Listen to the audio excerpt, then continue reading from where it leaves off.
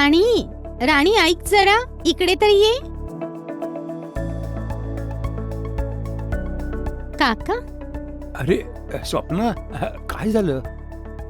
ते खरं म्हणजे तुम्ही झोपला होता ना, पण तुमचे डोळे उघडे होते. हो, ते कुष्ठरोगामुळे माझे डोळे बंद होत नाहीयेत.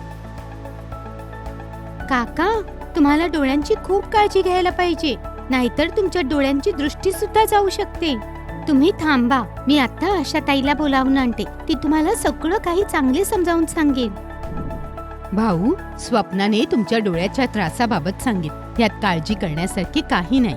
काही सरळ सोपे उपाय आहेत, ज्याद्वारे तुम्ही सहजतेने घरीच तुमच्या डोळ्यांची देखभाल करू शकता. सगळ्यात आधी तर रोज आरशात आपल्या डोळ्यांची तपासणी करा की कुठे डोळे लाल तर नाही, आणि जर लाल असतील तर त्वरित डॉक्टरांशी संपर्क साधा. रोज आपल्या तळहाताने एका वेळी एक डोळा झाका आणि एका ठराविक अंतराने कोणत्याही एकाच वस्तूकडे पहा. दृष्टीत काही बदल झालेला दिसत असेल तर आपल्या जवळच्या आरोग्य कार्यकर्त्याला लगेच सांगा. रोज स्वच्छ पाण्याने आपले डोळे धुवा. झोपताना नेहमी डोळ्यांना एखाद्या मऊ कापडाने झाकून ठेवा. उन्हात गॉगलचा उपयोग करा आणि टोपी घालून आपल्या डोळ्यांचा बचाव करा. काका, या सर्व गोष्टींकडे लक्ष ठेवणे खूप आवश्यक आहे. तू काळजी करू नकोस स्वप्ना, मी बापांना मदत करेन ना, त्यांना रोज वेळेवर आठवण करेन.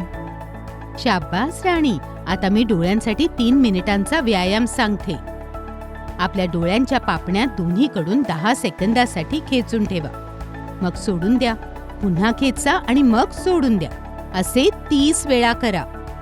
आणि भाऊ, या ज्या तुमच्या पापण्या बंद होत नाहीत ना, हे ऑपरेशनद्वारे ठीक करू शकतो.